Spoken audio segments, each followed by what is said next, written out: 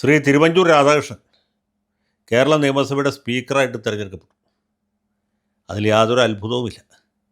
തെരഞ്ഞെടുപ്പ് പ്രഖ്യാപിക്കുന്ന സമയത്ത് തന്നെ ഞാൻ പറഞ്ഞിരുന്നു, ശ്രീ തിരുവഞ്ചൂർ രാധാകൃഷ്ണൻ ഇത്തവണ കോട്ടയത്ത് വീണ്ടും മത്സരിക്കുന്നുണ്ട്. സിറ്റിംഗ് എം എൽ എമാർക്ക് എല്ലാവർക്കും സീറ്റ് കൊടുക്കുന്നുണ്ട്. തിരുവഞ്ചൂരിന് സീറ്റുണ്ട്, അദ്ദേഹം മത്സരിക്കും. കോട്ടയത്ത് അദ്ദേഹത്തിൻ്റെ എതിർ സ്ഥാനാർത്ഥി CPM നേതാവും ടെലിവിഷൻ ചർച്ചകളിൽ നിത്യസാന്നിധ്യവുമായ അനിൽകുമാറായിരിക്കും.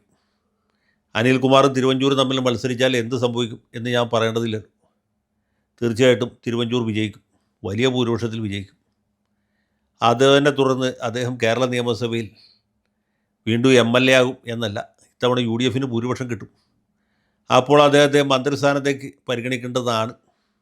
ഏറ്റവും സീനിയറായ ഒരാൾ എന്നുള്ള നിലയ്ക്ക് മന്ത്രിസ്ഥാനം അദ്ദേഹം ഏറ്റെടുക്കുന്നത് ഉചിതമായിരിക്കില്ല. കാരണം അദ്ദേഹത്തെക്കാൾ ജൂനിയറായിട്ടുള്ള രമേശ് ചെന്നിത്തലയോ VD സതീശനോ ആയിരിക്കും കേരളത്തിൻ്റെ മുഖ്യമന്ത്രി. ആ സന്ദർഭത്തിൽ അദ്ദേഹം അവരുടെ കീഴിൽ ഒരു വെറും മന്ത്രിയായിരിക്കുന്നത് ഉചിതമല്ല. നേരത്തെ 2 തവണ ഉമ്മൻചാണ്ടിയുടെ മന്ത്രിസഭയിലാണ് ഇദ്ദേഹം അംഗമായിരുന്നത്.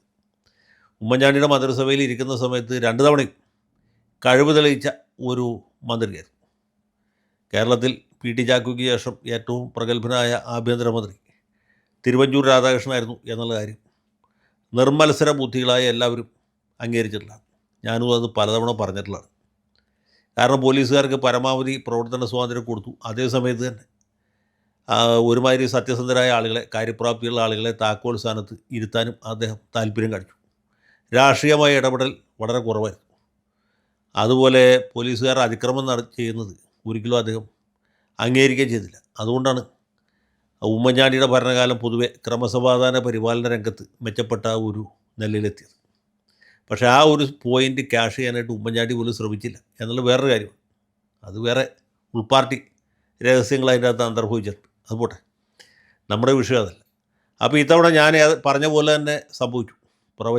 അതിന് എനിക്ക് പ്രവചനപരമുള്ളതുകൊണ്ടല്ല, കേരള രാഷ്ട്രീയത്തെക്കുറിച്ച് സാമാന്യ ജ്ഞാനമുള്ള ആർക്കും ഇതുപോലൊരു പ്രവചനം നടത്താവുന്നേ ഉള്ളൂ. കാരണം തിരുവഞ്ചൂർ രാധാകൃഷ്ണൻ കോട്ടയത്ത് മത്സരിച്ചാൽ വിജയിക്കും. എതിർ സ്ഥാനാർത്ഥി അനിൽകുമാറാണെങ്കിൽ വലിയ ഭൂരിപക്ഷം കിട്ടും. ജയിച്ചു കഴിഞ്ഞാൽ അദ്ദേഹത്തിന് മന്ത്രിസ്ഥാനം സ്വീകരിക്കാൻ പറ്റിയില്ല. കാരണം അദ്ദേഹത്തെക്കാൾ വളരെ ജൂനിയറായിട്ടുള്ള ആളുകളാണ് മുഖ്യമന്ത്രി സ്ഥാനത്തേക്ക് വരുന്നത്. അപ്പോൾ ഇങ്ങനെ ഒരു സാഹചര്യത്തിൽ പിന്നെ അദ്ദേഹത്തിന് ഏറ്റെടുക്കാവുന്ന ഒരു പദവി എന്താണ്? ഞാൻ അന്ന് അതും പറഞ്ഞിരുന്നു, അദ്ദേഹം നിയമസഭയുടെ സ്പീക്കറാവും എന്നാണ്. ഇപ്പോൾ അത് സത്യമായി ഭവിച്ചിരിക്കും. തിരുവഞ്ചൂർ രാധാകൃഷ്ണൻ കേരള നിയമസഭയുടെ സ്പീക്കറായിട്ട് വരുമ്പോൾ നിയമസഭാ സ്പീക്കർമാരിൽ പ്രഗത്ഭരായ ഒരുപാട് പേര് ഇതിനു മുമ്പുണ്ടായിട്ട്. തിരുക്കൊച്ചി നിയമസഭയിൽ പണ്ട് TM വർഗീസ് സാറുണ്ടായിരുന്നു, KP നീലകണ്ഠപിള്ള ഉണ്ടായിരുന്നു. കേരള നിയമസഭയിൽ പ്രഗത്ഭനായ AP കുര്യൻ, VM സുധീരൻ, അതുപോലെ G കാർത്തികേയൻ, വർക്കല രാധാകൃഷ്ണൻ, ഇങ്ങനെ ഗടാഗടിയന്മാരായിട്ടുള്ള പല സ്പീക്കർമാരുണ്ടായിരുന്നു. സത്യസന്ധമായിട്ടും നീതിപൂർവമായിട്ടും പെരുമാറിയ, പ്രതിപക്ഷത്തിൻ്റെ പോലും ആദരവ് പിടിച്ചു പറ്റിയവരായിരുന്നു ഞാൻ ഈ നേരത്തെ പറഞ്ഞ ആളുകൾ. അങ്ങനെ അല്ലാത്ത ആളുകളും ഉണ്ടായിരുന്നു. ഞാനിപ്പോൾ അവരുടെ പേര് പറഞ്ഞ് അവരെ വഷളന്മാരാക്കാൻ താല്പര്യപ്പെടുന്നില്ല. അതുകൊണ്ട് ഞാൻ ഈ പേര് പറയാത്ത ആളുകളൊക്കെ ഏതാണ്ട് ആ വിവാദത്തിൽപ്പെട്ടവരാണ് എന്ന് വിചാരിച്ചു. പലപ്പോഴും ഭരണകക്ഷിയുടെ വാലായിട്ട് പ്രവർത്തിക്കുന്ന സ്പീക്കർമാരെ നമ്മൾ കണ്ടിട്ടുണ്ട്. മുഖ്യമന്ത്രിയെ പോലും ശാസിക്കുന്ന സ്പീക്കർമാരുണ്ടായിട്ട്. പണ്ട് കേരള നിയമസഭാ സ്പീക്കറായിരുന്ന ഒരു പൂമാൻ നിയമസഭാ മന്ദിരത്തിലെ ഒരു ലിഫ്റ്റ് അദ്ദേഹത്തിന് മാത്രമായിട്ട് റിസർവ് ചെയ്ത സംഭവമുണ്ടായിട്ട്. ആ ലിഫ്റ്റിൽ വേറെ ആരെങ്കിലും കയറിയാൽ പുള്ളിക്ക് മേലാസകലം വിറ വരുമായിരുന്നു. പട്ടികജാതി വിഭാഗത്തിൽപ്പെട്ട ഒരു മന്ത്രി ഈ വിവരം അറിയാതെ ഒരു ദിവസം ആ ലിഫ്റ്റിൽ കയറിയപ്പോൾ ഈ ഉഗ്രപ്രതാപിയായ സ്പീക്കർ അദ്ദേഹത്തെ ഭയാനകമായിട്ട് ശാസിക്കുകയും അതേ തുടർന്ന് ആ മന്ത്രി പിന്നീട് ആ ലിഫ്റ്റിൻ്റെ പരിസരത്തേക്ക് പോലും പോകാതിരിക്കുകയും ചെയ്ത സംഭവം ഉണ്ടായിട്ട്.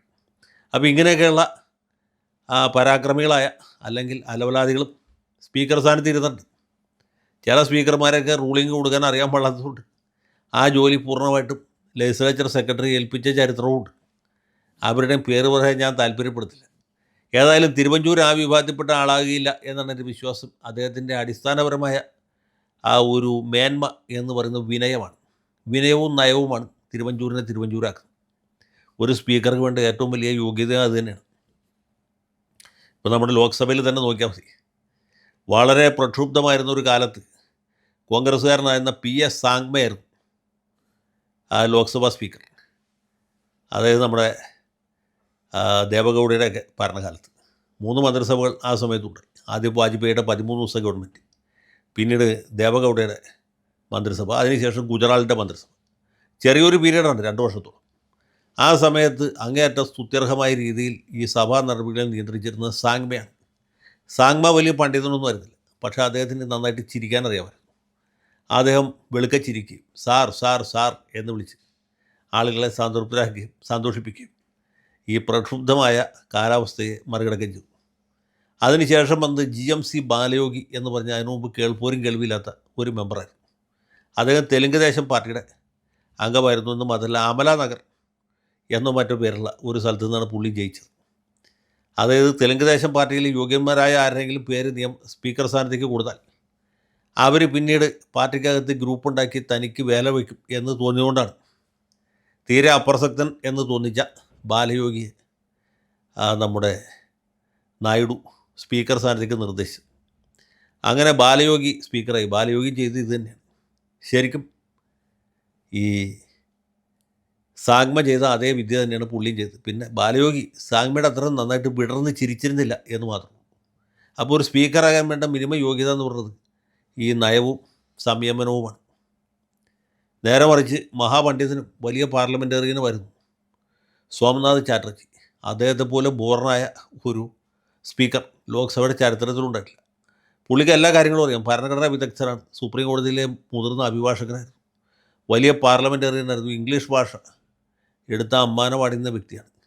പക്ഷേ എന്താ വിശേഷം? അദ്ദേഹം ഭരണപക്ഷക്കാരോടും പ്രതിപക്ഷക്കാരോടും സ്വന്തം പാർട്ടിക്കാരായ CPM വരെ കലഹിച്ചുകൊണ്ടേയിരുന്ന ആളാണ്. സെബാസ്റ്റ്യൻ പോളിനോട് ചോദിച്ചാൽ പറയും, അല്ലെങ്കിൽ സുരേഷ് കുറുപ്പിനോട് ചോദിച്ചാൽ പറയും, കുറുപ്പ് ഈ സോംനാഥ് ചാറ്റർജി സ്പീക്കർ സ്ഥാനം ഒഴിഞ്ഞതിന് ശേഷം മലയാളം വാരികയിൽ ഒരു ലേഖനം എഴുതി, എനിക്ക് ഇപ്പോഴും ഓർമ്മയുണ്ട്. അതിൽ അദ്ദേഹം ഈ ചാറ്റർജിയെ ചെമ്മീൻ സിനിമയിലെ ചെമ്പൻകുഞ്ഞിനോടാണ് ഉപമിച്ചത് എന്ന് പറഞ്ഞാൽ കൂടുതൽ പറയേണ്ട ആവശ്യമില്ല. അപ്പോൾ ലോക്സഭയിൽ ഒരു ചെമ്പൻകുഞ്ഞായിരുന്നു സോമനാഥ് ചാറ്റർജി. അപ്പോൾ അതുപോലെ ഒന്നും തിരുവഞ്ചൂർ ആകുകയില്ല എന്നുള്ള കാര്യം എനിക്ക് ഉറപ്പാണ്. കാരണം അദ്ദേഹത്തിന് ചാറ്റർജിയെ പോലെ വാഗ്ദാടിയോ അല്ലെങ്കിൽ ഭരണഘടനാപരമായ അറിവൊന്നുമില്ല. കാര്യം BA BL ഏതോ കാലത്ത് പാസ്സായിട്ടുണ്ടെങ്കിലും കോട്ടയത്ത് റെയിൽവേ സ്റ്റേഷനിൽ നിന്ന് കളക്ടറേറ്റിലേക്ക് പോകുന്ന ഭാഗത്ത് ഇദ്ദേഹത്തിൻ്റെ ഒരു വക്കീലാഫീസൊക്കെ ഉണ്ടായിരുന്നു, ഞാൻ കണ്ടിട്ടുണ്ട്. അപ്പോൾ അത്രയൊക്കെ ഉണ്ടായിരുന്നെങ്കിലും അദ്ദേഹം അങ്ങനെ ഒരു വലിയ ദുരന്തരനായിട്ട് അറിയപ്പെടുന്ന ആളല്ല. ഇനി ഉള്ള പാണ്ഡിത്യം തന്നെ അദ്ദേഹം പ്രയോഗിക്കാനും സാധ്യതയില്ല. കാര്യങ്ങൾ മാന്യമായിട്ടും മിതമായിട്ടും സംയമനത്തോടുകൂടിയും മുന്നോട്ട് കൊണ്ടുപോകാനായിട്ട് തിരുവഞ്ചൂരിന് സാധിക്കുമെന്നുള്ള കാര്യത്തിൽ എനിക്ക് ഉറപ്പുണ്ട്. അദ്ദേഹത്തിന് സാധിക്കട്ടെ, തുടർന്നും സാധിക്കട്ടെ എന്ന് മാത്രം ആശംസിച്ചുകൊണ്ട് ഈ എളിയ വാക്കുകൾ അവസാനിപ്പിക്കുന്നു. ജയ് ഹിന്ദ്.